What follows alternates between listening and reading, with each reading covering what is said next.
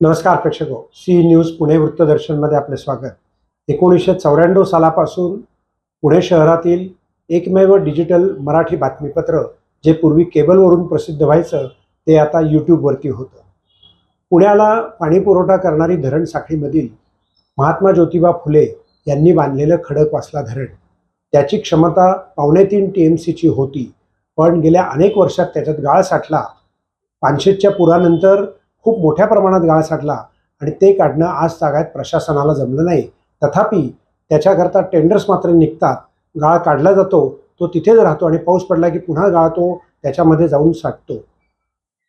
पुण्याच्या खासदार मेधा कुलकर्णी यांनी राज्यसभेमध्ये या विषयाला वाचा फोडली आणि त्या धरणातला गाळ काढून त्याची पुनर्भरण क्षमता ही 2.5-3 TMC आहे तिथपर्यंत ती केली जावी अशी मागणी त्यांनी केली. पाहूयात राज्यसभेत त्या पुण्याच्या या धरणाविषयी काय म्हणाल्या. First doctor Medha Vishram Kulkarni. Namaste sir. My subject for today's special mention is need to restore the storage capacity of Khadakwasla Dam and strengthen Pune's water security. Honorable Vice Chairman sir, I seek to draw the attention of the government to the serious and long-term challenge posed by the declining storage capacity of the Khadakwasla Dam, which remains the principal source of water supply for Pune city and several adjoining areas. Recent assessments indicate that the dam, originally designed to store approximately 3.75 TMC of water, has lost more than half of its effective storage capacity Please, due the to special mention is going on. decades of Please. silt accumulation. As a result, its current holding capacity has reportedly reduced to nearly 1.75 TMC. This substantial loss of storage has weakened the reservoir's ability to conserve water during the monsoon and meet growing urban demand during the dry periods. Pune is one of India's fastest growing metropolitan regions, with the increasing requirements for drinking water, industry, public services, and environmental sustainability. The reduced carrying capacity of the reservoir places immense pressure on Water Management Authority, particularly during years of deficient rainfall. It also raises concerns regarding the long-term water resilience and the adequacy of existing storage and distribution systems. I urge the government to coordinate with the concerned authority to examine measures such as scientific desilting, catchment area treatment, sediment management, reservoir modernization, and improved water budgeting.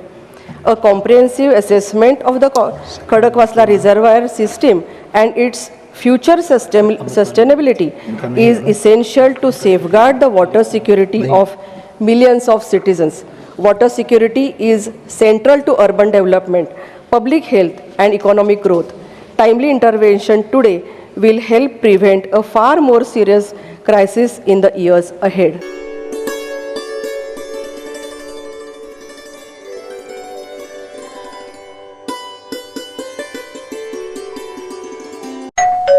अहो उठा ना, ऑफिसला नाही का जायचं? अगं मला आज फ्रेशच वाटत नाही, काही करायची इच्छाच नाही. अहो मग तुम्ही आजपासूनच न्यू युनायटेड फार्मसीचे गुड मॉर्निंग चूर्ण घेणं सुरू करा. अपचन, मलावरोध, बद्धकोष्ठ, आम्लपित्त आणि पोटाच्या तक्रारींवर खात्रीशीर आयुर्वेदिक उपाय. गुड मॉर्निंग चूर्ण.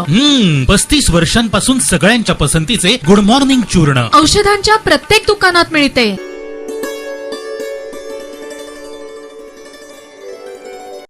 आपण मागच्या बातमीपत्रात अनेक वेळा पाहिलं असेल की पुणे शहरातील सुरक्षा ही अतिशय गंभीर बाब झाली आहे.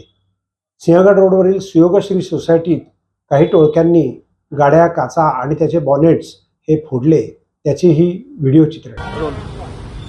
रात्री 1:30च्या सुमारास या विश्रांतीनगर सुयोगश्री अपार्टमेंटमध्ये समोरील 5-6 गाड्या काही समजकंटकांनी फोडलेल्या आहेत. त्यांच्या हातामध्ये सत्तूर होता आणि आमच्या सोसायटीमध्ये सर्व सतर्क सभासद असल्यामुळे आणि CCTV आम्ही लावल्यामुळे त्याला प्रत्यक्ष आम्ही रंगेहात पकडला आणि पोलिसात ताब्यात दिलेला आहे आणि पोलिसांनी कारवाई करण्याचं आश्वासन दिलं आणि त्याचा सत्तूर वगैरे रिकवर केलेला आहे. या ठिकाणी शांत परिसर असलेला हा सिंहगड रोडचा विश्रांतीनगर एरिया आहे आणि याच्यामध्ये या भागामध्ये शांतता सुव्यवस्था बिघडवण्याचं काम जर समाजकंटकांनी केलेलं आहे त्यांना पोलिसांनी योग्य तो धडा शिकवा आणि या भागातील शांतता सुव्यवस्था अबाधित राहण्याच्यासाठी पोलिसांनी प्रयत्न करावेत अशी या भागातील सर्व नागरिकांची आणि आमची सर्वांची मागणी आहे. आमच्या बऱ्याचशा गाड्यांचं नुकसान झालेलं आहे तर त्याच्यामुळे गाड्यांचं नुकसान झाल्याच्यापेक्षा या ठिकाणी दहशत माजवण्याचा जो कोणी प्रयत्न केलेला आहे त्या मुळापर्यंत पोलिसांनी जाणं गरजेचं आहे. तुमचं नाव सांगा. मी राम पालखे.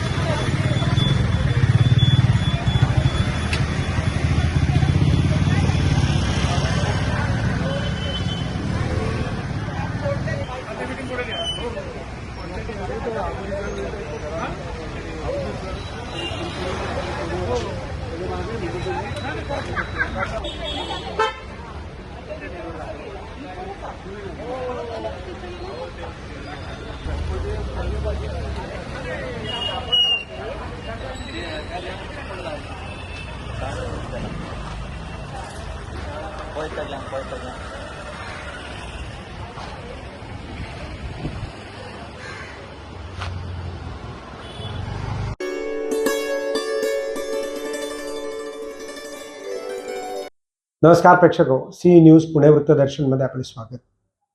पुण्यातील खडकवासला धरण याविषयी मेधा कुलकर्णींनं उपस्थित केलेला राज्यसभेतला प्रश्न हा प्रत्येक पुणेकराच्या दृष्टीनं अतिशय महत्त्वाचा आहे. पुण्याचा विकास झाला, पुण्यात नवीन गावं आली, पुण्याची चौफेर वाढ झाली, पुण्याची लोकसंख्या वाढली. ज्या वेळेला महात्मा ज्योतिबा फुलेंनी हे धरण बांधलं त्यावेळेला 3.5 TMC हा पुढच्या 60 ते 80 वर्षाचा अभ्यास करून त्यावेळेला हे धरण ब्रिटिश काळामध्ये बांधण्यात आलं. पण त्यानंतर या धरणामध्ये वेळोवेळी पाण्याच्या बरोबर जी माती येत गेली त्यामुळे धरणाची पाण्याची साठवण क्षमता ही मर्यादित होत गेली. आज ती फक्त 1.5 ते 1.6 TMC पर्यंत राहिली. आतापर्यंत जेव्हा जेव्हा पावसाळा येतो तेव्हा तेव्हा आपण बातमी पाहतो की भिडे पुलावरून पाणी जाऊ लागलं. याचा अर्थ असा की खडकवासला धरणातनं अतिरिक्त साठा आता बाहेर येऊ लागला आहे. पण तो काय येतो तर धरणाची साठवण क्षमता जरी 2.5-3 TMC असली तरी ती 1.5 ते 2.5 TMC पर्यंतच साठवायची राहिली आहे. कारण 61चं फुटलेलं धरण वेळोवेळी गेल्या 60-70 वर्षात पावसाळ्यामध्ये वाहून आलेली माती आणि त्याचा उपसा न केल्यामुळे त्या धरणाची साठवण क्षमता कमी होते. महाराष्ट्रातील 4000हून अधिक धरणांमध्ये किंवा सिंचन प्रकल्पामध्ये असलेला गाळ जर काढला तर महाराष्ट्र हा सुजलाम सुफलाम होऊ शकतो.